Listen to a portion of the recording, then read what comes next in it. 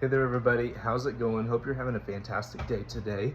And I want to talk with you about the first topic for our leadership team, for our serve team from Open Door. And it's something that I've had to deal with recently, and I kind of learned some lessons through that process. And so I want to share those with you today. We'll talk about overwhelm. So when you are feeling overwhelmed, what that is and how to deal with it, especially in a ministry context. So a couple weeks ago, I was trying to work on the church stuff and trying to just plan out the big rocks, trying to figure out what we actually have to do and what we got to cut. I have things like this whole big stack of papers and a bunch of other resources. They kind of walk you through how to plant a church, and it's like step by step. They're checklists, they're guides. They're like, don't forget this, you got to buy this.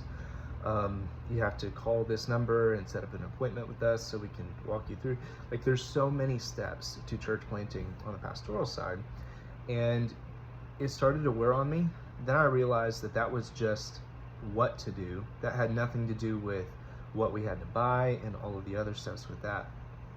And so, long story short, I started to feel overwhelmed, and I learned a couple things through this process. Before I tell you those things, I also had somebody from our church text me that they were feeling overwhelmed as well. And so I know that ministry is overwhelming. I also know that our church plant is overwhelming specifically.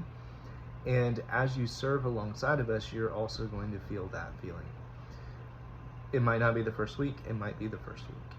And so while you're on the team, I want you to think about those moments that you feel overwhelmed. And here's how. The first thing that I learned about feeling overwhelmed is I took a step back and assessed, why am I feeling the way that I feel? And it was because I had too many options. Now that's the opposite of like frustration or anger, where you only have one option or you have no options and you can't choose anything. Then you get angry because someone else has limited you in your ability to choose for yourself. That's what frustration and anger comes from, but this is overwhelm. When you're overwhelmed, it's because you have too many options and you're not sure which ones to take. And so what this looks like on a Sunday is, should I talk to that person or that person? Should I say this or should I say that?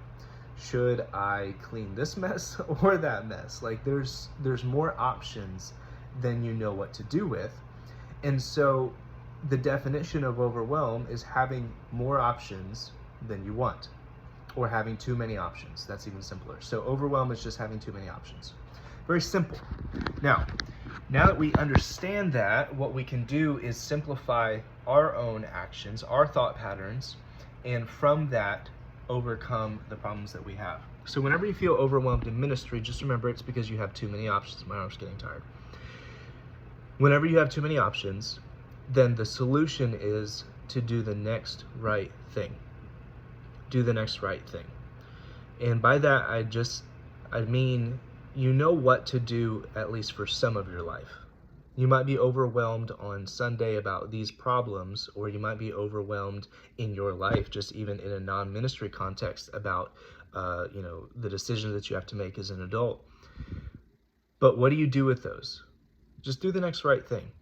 So I felt overwhelmed as a pastor because I had like 1,000 things to choose, and I had to make some decisions for the strategy of our church. But then I also realized that I had a sermon to write. I knew that I needed to do that, so I went and did that. And it's not that you're putting off all of the other things, it's just that gives you some time to have clarity. And I don't know if you're like pretty reflective, but my self-conscious works better on solving problems than my consciousness does most of the time. And so if I give my brain time to think through it without me trying to think through it, then it will oftentimes come up with better solutions. And that's exactly what happened in this situation that I'm dealing with. And so as we deal with overwhelm, just do the next right thing and make sure that you're faithful where you should be. Make sure that you're faithful where you know to be. And when you do that, you're not going to feel the overwhelm, because you'll distract yourself with something else that is good to do. If you have too many options, then narrow it down to the one that you know to do. Hope that we'll pretend like that didn't happen. Hope that helps. And if you feel overwhelmed with our church or with any other aspect of your life, then hopefully this will give you a framework to work through and a good little encouragement. Until next time, I'll see you guys.